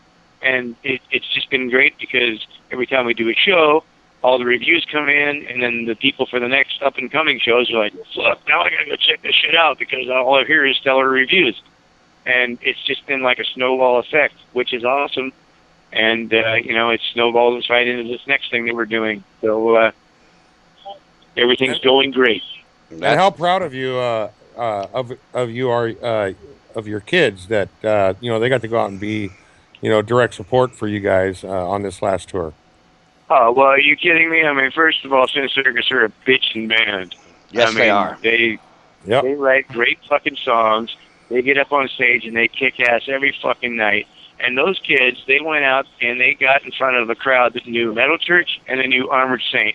They never heard of Sin Circus. And, right. you guys, Tony, you got to know how it is when you sit in front of a crowd of people that have never heard of Mechanism, and then, it takes a song or two before they make a decision whether they like you or they want to start throwing shit at you. Right. And, it's like when you play in front of people that have never heard of you, seen you, they know nothing about you, you never know what's going to happen, man. Right. And every night those kids, they got up there and they just did what they do, and they fucking kicked ass, and they won every crowd over. I'm not a bit surprised. I'm not a bit surprised. They're a fantastic band. And geez, just since from the first time I heard Sin Circus to now, they have just grown in leaps and bounds. And it sure doesn't hurt. I mean, your boys pretty much won the dad lotto with the Rockstar thing, and having your guidance and all that's just, obviously fantastic for them. But they have really stepped up and just, they really do kick ass. Much love and respect to those guys. Right on, man. Well, I appreciate that. And, I'm sure it doesn't hurt that their dad is me. But, I can help get the door open, but once they walk through it, it's all up to them. And the beauty of that is that every time that it's been up to them, they have come through with what they needed to come through with. Strong and so, because nobody wants to think that, oh, my dad is Steve Unger, and so we get all these gigs. No, these kids work really hard, man. I've seen them. No, they work their ass off, guys. Yeah, I mean, yeah. dude, they're playing every fucking week. I've got them so booked up right now that it's just crazy. And they go into places. Sometimes there's 30 people, sometimes there's 300 people, sometimes there's a fucking 1,500 people. You never know what you're dealing with, but they go in there just like I was talking earlier, and you do the same show, whether there's 30 people or 3,000 people. It doesn't matter, and that's what you got to do as a new and upcoming band. You just have to. Welcome to the machine. Hell yes. Exactly. Yeah, Yep. it's not like it used to be, man, where you could just be a good band, and if you got in with the right record label or the right agency, you had your way out to the start. Now, you got to be a good band, and you got to be able to go out and tour and fucking play show after show after show and prove yourself a track record that you kick ass every single night. And, it's not like it used to be in the old days. You can't count on record sales anymore. You can count on going out and playing gigs and making money from your shows and selling merchandise. Yep. That seems to be the theme with everybody we talk to now. Yeah, I mean, I'm still blown away. Our fucking album hit number 57 in America. That blows me the fuck away. Hell yeah. We were on every single chart on pretty much around the planet, and absolutely fucking completely stoked about it. We haven't got the complete numbers in because they only do every 6 months or something like that. They do the accounting for it. So I don't know exactly how many units were sold around the world, but I'm very excited to hear that. But that was a fucking fluke. That kind of shit doesn't happen. So for a new band that's unheard of, unless you're like Justin Bieber or Britney Spears or some shit like that, where you got a major label corporation with a fuck ton of money behind you, that's putting all that money into you, you really you can't depend on your album sales to make money. You can depend on going out and playing shows and selling merchandise. Right. That's what you can depend on. Well, speaking of going out, there's some big news in the Metal Church camp. You guys have a big tour lined up, I hear. Yeah, we do. We're really not supposed to be talking about it quite yet, but you kind of know what it is because it got leaked. Thanks to Blabbermouth. I fucking hate that fucking website, by the way. Spoiler alert. Yeah. Well, it is called Blabbermouth, Yeah. Well, they live up to their name. That's damn sure.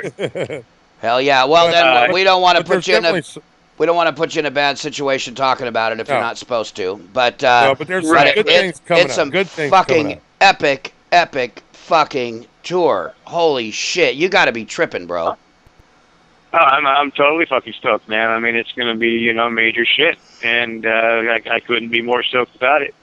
So is Metal Church? I mean, of course, like Tony said, I mean, he was a Metal Church fan, from probably his teen years, like I am. And you guys you guys kind of crushed the world back then, but are you guys crushing the world more now than you were back then? Because it kind of seems that way. Well, dude, you know what? When they were crushing the world back then, I wasn't in the band, so I really can't speak for that. Right. But I mean, numbers-wise. Numbers-wise, well, like I just said, a few minutes ago, we haven't got the numbers yet. I don't know. I can't stand behind solid numbers because I haven't been given the numbers yet. But we're doing really well right now. Yeah, we all see that. That I can tell you. If you want specific numbers, you're gonna have to wait for another month or two. Well, it's not surprising, man. It's an amazing album, and as a matter of fact, we're gonna go ahead and play a track for all you awesome people out there right now, and let you hear a little bit of this masterpiece. This is "Killing Your Time" by Metal Church. Check it out.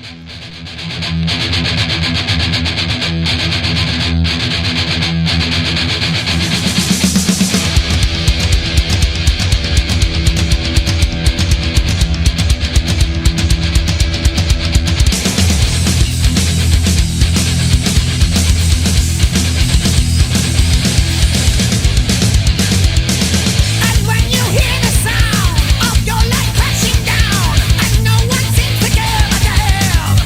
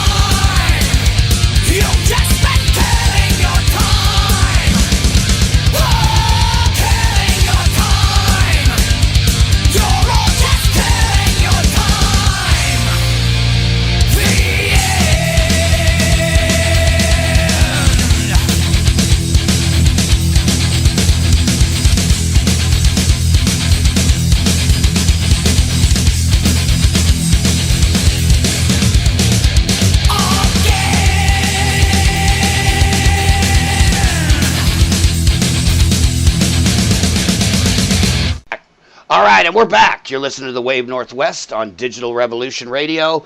Tonight we've got mega superstar bass player of Metal Church, Steve Unger, on with us. Yeah. What's up, Steve? Yeah, baby. Man, that track kills. You know, one thing I really love about this album is there's like zero fucking filler on it. It's just like from start to finish, just kicks your ass and continues to kick your ass, and then it kicks some more ass, and then just when you think, how much ass can these guys be kicking, there's just a whole bunch of more ass kicking that comes along. It's just, fuck it, it really is. It's a masterpiece. It's one of the best metal albums of the 21st century. I'll go ahead and go there. Wow, appreciate that, man. Thank you so much. Fuck yeah. So you guys got some cool stuff coming up. You're going to be heading to Europe soon. Can you tell us a little bit about that?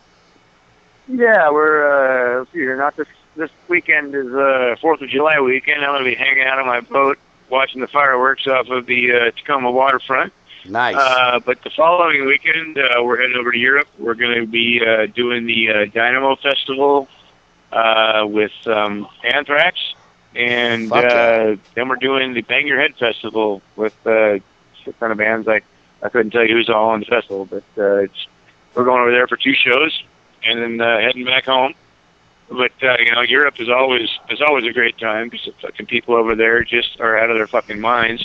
1989 has never fucking left Europe, and it's pretty much their way of life is the rock and roll and the metal scene. Yeah, well, so, you guys get a ton of support over there every time. Oh, absolutely. I mean, and not just us, but anybody that's fucking still got any hair left and fucking plays rock and roll. they love it. Here goes that hair comment. I'm gonna restrain myself. This is an incredible amount of self-control.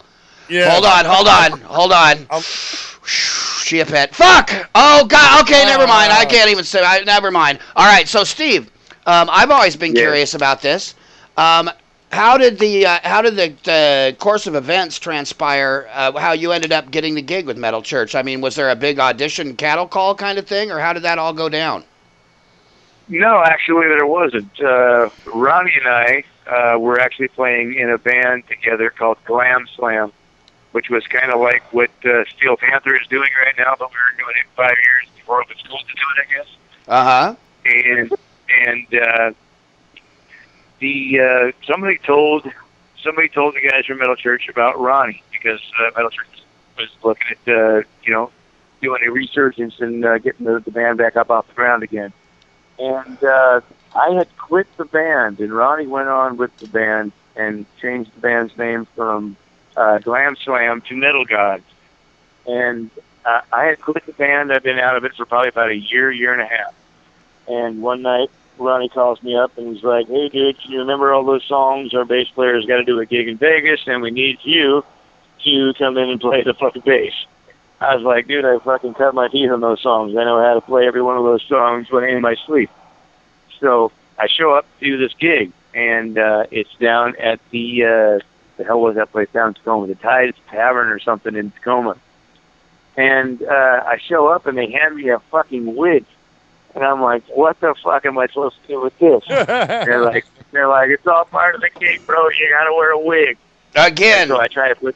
Man, you're baiting me here. You're baiting me now, Steve. Yeah, you're baiting me with the wig. I put this fucking wig on my head. I put this wig on my head, and my hair is sticking out underneath the fucking wig. And I'm like, dude, this is the stupidest fucking shit I've ever seen. Why am I wearing a wig right now? And they're like, it's part of the gig, dude. So my chick, long hair. Yeah, my chick, she's like, what you got to do, man, is you got to put a pair of pantyhose on your hair, put your hair up inside the pantyhose, and then put the fucking wig on. So I'm like, oh, this is some bullshit. But I go ahead and I fucking put my hair up inside a pantyhose. Look like I was, what the hell is that movie that, You're going to go rob a 7-Eleven? Nicolas Cage was there. Fucking, what show was that? Fuck, yeah. Look, I was already robbed bank or some shit, right? And so then I put the wig on top of my hair, and I'm like, all right, fuck it. Let's go out and do this gig. So this fucking wig is like down to my waist, like, 2 feet extra hair than what I normally have. And I'm up on stage and I'm rocking out and I'm fucking doing the back and forth thing and the hair is swinging back and forth and the fucking hair goes up and wraps around the headstock of my bass and it fucking pulls off my head. Holy and shit! I'm standing there with a fucking wig hanging from my fucking headstock and a pantyhose on my head. Oh, dude. Oh, wardrobe malfunction. Yeah. Well, the crowd's fucking laughing their ass off. They think it's part of the show, so I'm like, I just go with it. I'm like, no, I guess it's supposed to be fucking fun because I want to climb in a hole and die. But it just so happened that happened to be the fucking night that the guys from Metal Church came out to check out Ronnie because somebody told them this guy would be a good singer for fucking Metal Church. And little did I know, they had fucking peeps out in the crowd that were, scouting fucking Ronnie. And so they came up to Ronnie after the show, and they were like, hey, man, we're trying to put Metal Church back together again. Would you be interested in doing this? And Ronnie was like, fuck, there's a bear shit in the woods, does Reagan Ian have a cotton cunt? Fuck yes, I'm into this. Can the man from Nantucket suck it? Yeah. So Ronnie, he goes and he does the fucking audition, and then the next day, while he's doing the audition, he calls me up. He's like, hey, dude, they're asking about you. They saw you play bass last night. And I was like, fuck, even though they saw the fucking wig come off. Anyway, I was like, fuck yeah, I'll come check it out. So I went to the audition, and they gave me 2 songs they sent to me. I learned them, and went like a day later to do the audition, and made it about halfway through the first song, and this was back when Kirk Vanderhoof and Kirk Arrington were still, Kirk was still in the band. And we made it about halfway through the first song, and they just said, stop. And Kirk throws his drumstick down, and Kirk puts his guitar down, and they go outside to talk, and I'm like, oh, fuck, I guess that didn't go so well. And they come back in, they're like, dude, the cake's yours if you want it. So it took me half a song. Yeah, dude, hell yes. I was like, fuck, I must have fucked that shit up bad. But they came in, and they were like, the cake's yours if you want it. Man, what a cool fucking story, bro. That's awesome. Yeah. So that's the way it all went down. And we went from that to going directly into the studio to record The Weight of the World, which was the first album that I was on. It was released in early 2003. And it's been fucking busy ever since. Wow, man. I never would have envisioned that anything like that to be the course of events, but that is just awesome. And it just goes to show you, man, you just never know what wearing a wig can do. It's true. It's true. The power of the wig. Man. It's all part of the gig, man. Do you remember what the what song that was you played halfway through? The first song you actually played with Metal Church was? I believe it was Start the Fire. Badass. What a killer song, too. Yeah, Metal Church has had some fantastic vocalists over the years. The Rev was great, Ronnie was great, but, Mike was always my favorite, and I remember you putting up a thing on Facebook kind of teasing all of us, being like, we got a new singer thing going on, and I can't really release it yet. And I was like, please be my cow, please be my cow, please be my cow. And then you guys announced it, and I was like, fuck yeah. And then I heard the fucking I saw that first video you guys put out. I was like, holy fuck. Dude is back, and live, he was just outstanding. I always have loved that Fake Healer song. That's fucking badass. Yeah, well, if you love that song, wait till you see what's coming up next. We got some shit in the works that's going to blow your fucking mind. Fuck yeah. Well, it's already blown, so we might as well just get some more fucking brain matter all over the fucking wall. What the fuck? Yeah. There you have it. Recently, we had Nick Menz on before his untimely demise. Rest in peace, my brother. Yes. So those guys from Megadeth, and he had some really good things to say about Metal Church as well. He, in fact, was singing during our interview. Some Metal Church. Yeah. So he definitely loved you guys, and I think a lot of other people, old school people love you guys. You guys are bringing on a whole new tribe, I think, of listeners and fans.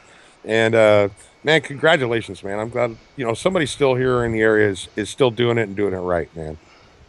Right on, man. Well, I appreciate that. Thank you so much, man. Well, Man, I gotta.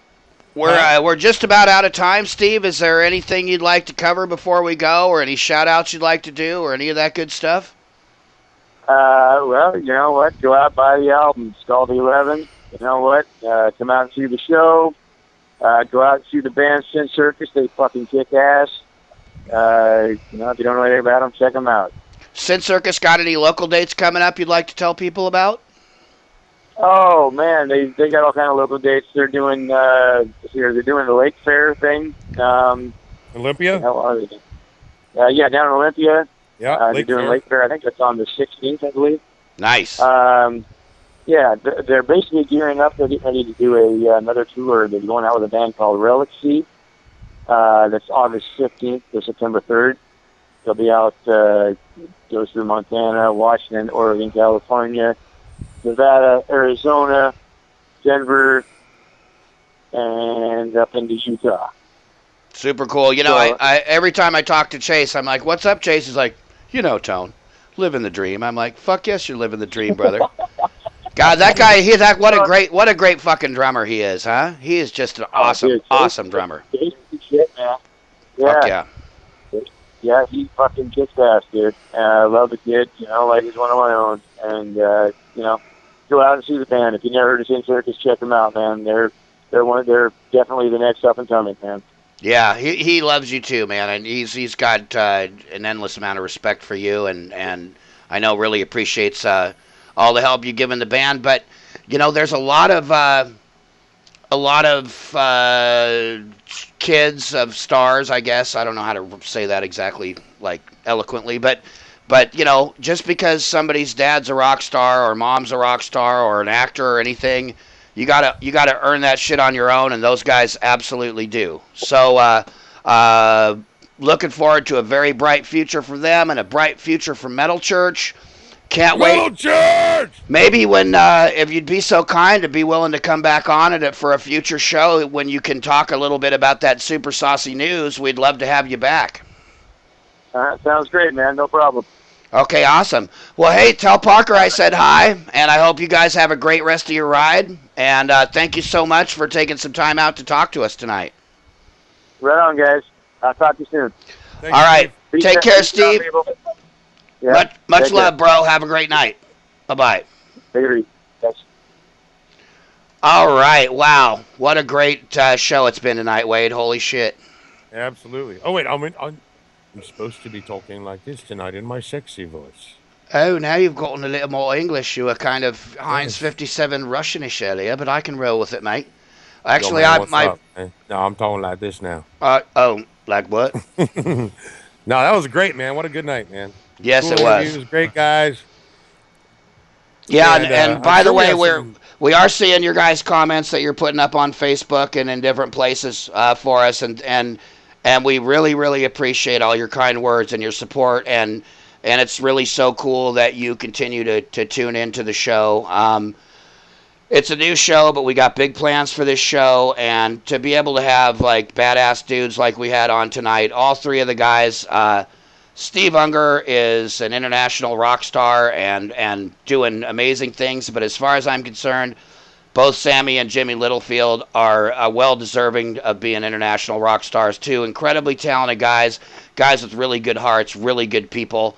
They all deserve your support. So please, we'll be posting all their links to their bands on our Facebook page, Blue Helix, Agnosia, and Metal Church, of course. And we're going to go out on the show tonight with one more Metal Church track off the new album 11. This song is called No Tomorrow. Thank you guys for tuning in. We'll be back next week at 7 p.m. Pacific time. This is Tony DeLisio and One Hit Wonder Wade signing off. We love you guys. Have a great night. Peace out. Yeah.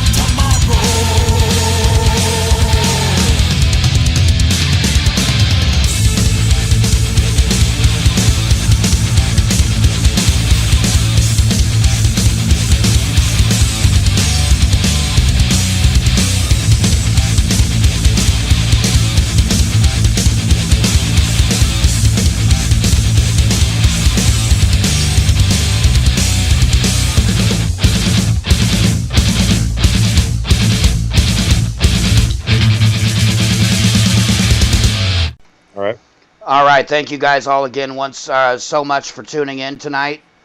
We really, really do appreciate your guys' ongoing support.